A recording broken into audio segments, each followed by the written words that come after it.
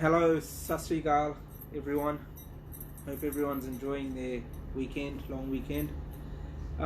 Today, I'm with my brother here. His name is Anil Verma. We had many people from the last video, many people said to us that, why do people get carried away? Why do people get pulled into this exploitation?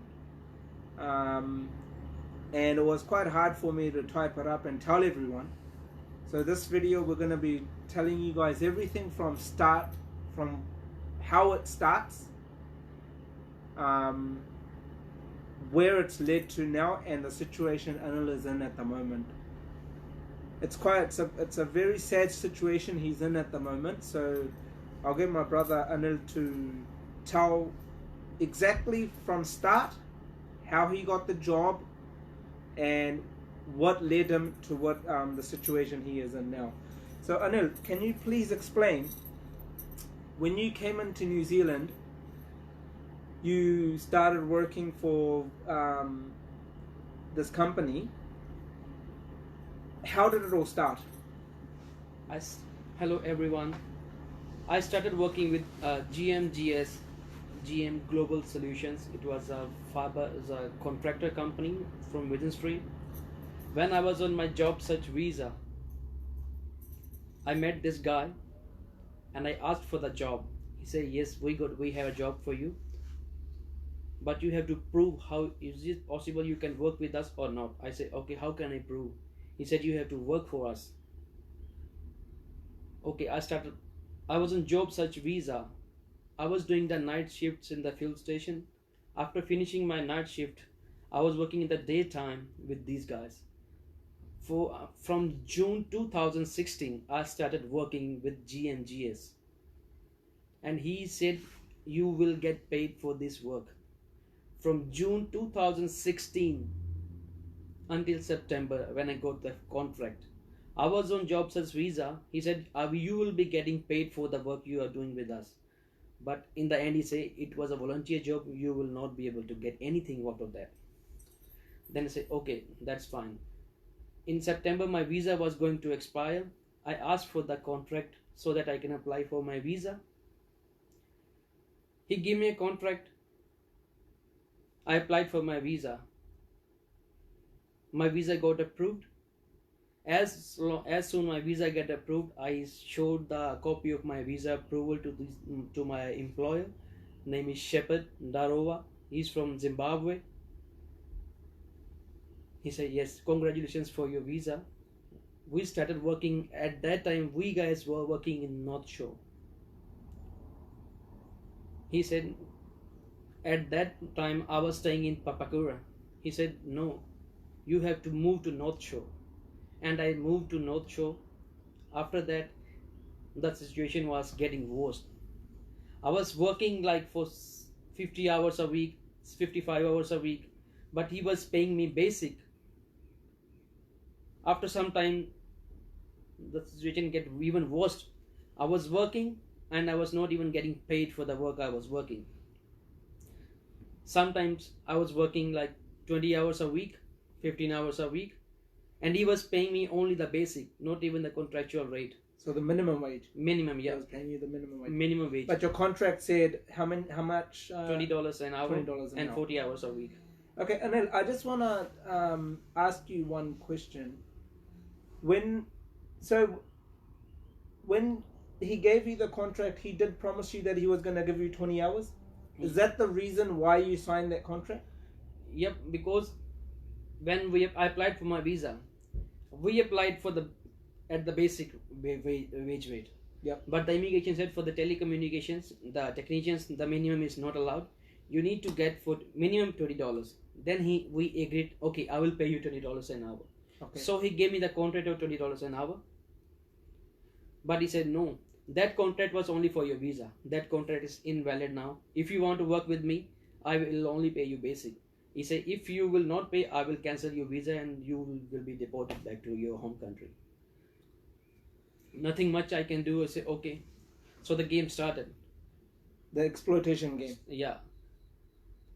He was not even paying my IRD for $20 an hour. He was paying my IRD on the basic rate. In the contract, it was $20 an hour, Yeah. but he was paying my IRD only on $16 or $15 or something, whatever the rate was on that time. Okay, I want to tell everyone that I have seen all the evidence, and whatever Anil is saying, the evidence is matching. Whatever he is saying is matching with the evidence I have seen. I've seen quite a lot of evidence that that Anil has got. He's got all his wages, all his slips, and all his contract. I've seen all that. Yes, can you continue? Then he said he's gonna close the company, the GMGs, from where my visa was. Without even informing me, he started paying my wages from his different company. My visa was from GMGS, but he was paying my wages from his company, SNet Technologies. He was the one who was breaching the contract, the immigration laws. At that time, my wife was in India. I got newly married in 2017. I came back here. I applied for my wife's visa. So the immigration asked for the salary slips, the contract, the bank statements. I have submitted everything. The immigration officer said, "You are breaching the immigration laws. Your visa from GMGS, and by you are working, and you are getting the wages from the different company. If you want your wife's visa approved, first of all you need to sort out your visa." Then I asked for the contract from the company. She said, "Okay, I will give you the contract." He again given me the contract for $20 an hour. He said, "Please, it's a humble request." I did like that where I'm sitting now. It's a humble request that please start paying me my wages. I got a family to feed here. Now I'm not a single guy. I got married. I got my wife. I got my family to feed. It's a humble request. Please start paying me my wages. He said, "Okay, I will start paying you your wages. Don't worry." I said, "Okay." I submitted my new contract to immigration. I think in October 27 September, something like that. In 17 September or October, my visa got approved. It was a variation from, because the employer was saying I was just transferring my visa from the old company to his company. When I get my VOC approved, I submitted the documents, and luckily my wife came here. As soon as my wife came here, he started. Yeah, you continue. I don't know how to say, but I was not even getting enough money to pay the groceries, to pay the rents. And she was new here. I was having a lot of dreams that I will do that, I will do this. But unfortunately, none of my dreams came true. Even my family life is so disturbed at the moment. I don't know how to say to you guys how I am surviving now. To be honest, I'm telling you guys, my wife is pregnant.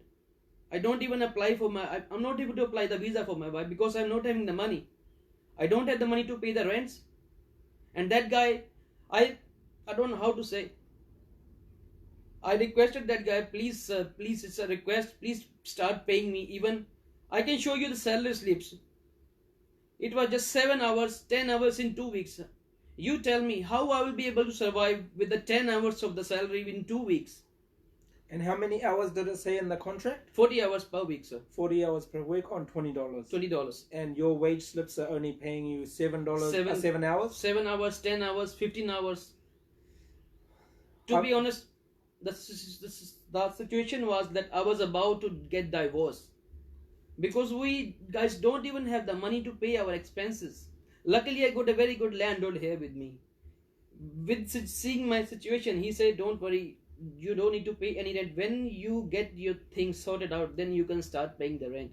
I got my family here, my sister-in-law, my brothers, and whoever is supporting me at the moment. I don't know how to say it, but to be honest, guys, I'm totally stuck. I don't know. Within three days, my wife's visa is expiring. I don't have money to apply the visa. I don't know how it goes now. See, the situation here is, look, his wife's. I can see one comment there. You know, you're saying that you know, he knows it from the start. I don't think if you've been seeing this video from the start, we explained on how he got trapped into this exploitation case. when there was an offer that was put forward to Anil, the offer was totally different to the way he got treated. The offer was paying him everything before he got the visa, but as soon as he received his visa and he got locked in for 2 years, how many years? Was for 2 years. 2 years visa. As soon as he got locked in with that visa, that's when he started paying him the minimum wage. Not only that, the contract said 40 hours a week. Anil was only getting 7 hours. I've seen his pay slips. A fortnight, 10 hours. You tell me, how is a person meant to survive? Even if he was getting $20 an hour, how can a person survive on 10 hours a fortnight? And like Anil said, there are still good people out there. There's good people like the landlord. What's the landlord? Yeah, if you're from India, yeah. Yeah. He's offered him this house to stay here without paying any rent until he gets a proper job and everything. I requested Anil's partner to come and share her story. She's quite nervous. She's emotionally, she's in quite a bit of trauma at the moment because of the situation. And no woman should be going through that, especially if that woman is pregnant. They shouldn't be having this sort of stress on their mind. So, have you tried contacting your employer? The thing is that whenever, like today, we are working in the evening when he was dropping me at home. Yep. Every day I used to ask him, boss, what time we are starting work tomorrow? Yep. Because usually we start around 8, 9, 10. Mm-hmm. He said me like 9 o'clock, be ready by 10. I said, all right then. By 9:30 I'm getting ready. I start calling. He was not picking up the call. He was not answering the call, not replying the text, anything. Mm-hmm. From 9:30, it's gonna be 10:30, 11:30, 12:30, 1:30. Then here I will be getting the text, I'm on my way. I say, okay. After 1 hour, it's solid 2:30. From 2:30, do you anyone think that we can start doing a job at 3 o'clock and finishing at 5? This is what used to happen with me. I was working 2 hours a day, 3 hours a day, or sometimes 4 hours a day, or sometimes just an hour. We are just going to see a job, then we'll come back and do it. And couple of times I have seen that. I called my employer, boss, what time we are working? He said he's not working today. We are not working today. Then I was just went to market to buy some groceries, and me and my wife have seen he was working. Okay. He told me that he's not working, but he was working on the Great South Road. I have seen him. I met him on the side as well. You said you are not working. I said, we just got an emergency job to do it, and I just supposed to do it just by myself. I'm quite gutted in the situation at the moment, the way Anil and the wife has been treated by this employer. I'm appealing to all news channels, all the Indian community, Fijian community, any local newspapers. I want you guys to cover the story on your newspaper, and if you want details, if you want to sit down and talk about and cover that article, you can contact me via messenger. I can liaise with Anil and sort out a time, and we can sit down and cover the story. But I really want this person, I want to show the community and everyone what this person has done. And like I said before, the wife is in such situation that she can't come in the front of the camera. She's sitting right opposite to me right now. She's quite emotional, and I'm quite by looking at them too, I get quite emotional myself. But where are we going, guys? This is just not right, and I want all the newspapers to come in. There's a few Indian newspapers. I want them to cover the story. Anil, would you like to say anything before we finish off with this video, please? Yep. My brothers and sisters, it's just a request to you guys. If you are getting exploited like me, please don't hesitate to contact my brother Sher Singh. He's here to help us, and you can contact Migrant Worker Association and the union, whoever is with you guys. Please do not hesitate to contact any of these guys if you really want to get the help before the situation get worse with you guys as well, as I am getting at the moment. I don't know how to say it, but to be honest, it's really hard for me to survive now. That's what I want to say. The problem is not knowing the result, right? When we're in a situation and we don't know what the result is going to be, that's the scary part, right? Yes, we're following our procedure. We're going to be taking other action. We'll be putting in, taking care of all that, but not knowing where we're going to be, just because of these stupid, false promises. I've said it many times before. You know, a lot of people say to me that, oh, no, my employer I'm going to work for him for $9 an hour because he's going to look after me. He's going to do my visa. Stop falling for these stories. Because this is the prime result right here in the front of you people, that this is the result. He doesn't have money to pay for his rent. He's surviving with his friends, and his cousins are helping him out. And on top of that, the stress that they have to face, the partner, especially being pregnant and having the stress, having this burden on her head while being pregnant, that's a health factor on its own. So yes, we'll be finishing the video here, and I'll definitely keep you updated on what's happening. And if you want to help my brother here, Anil, you're more than welcome to contact me through Messenger. And once again, I want all the local newspapers to cover the story.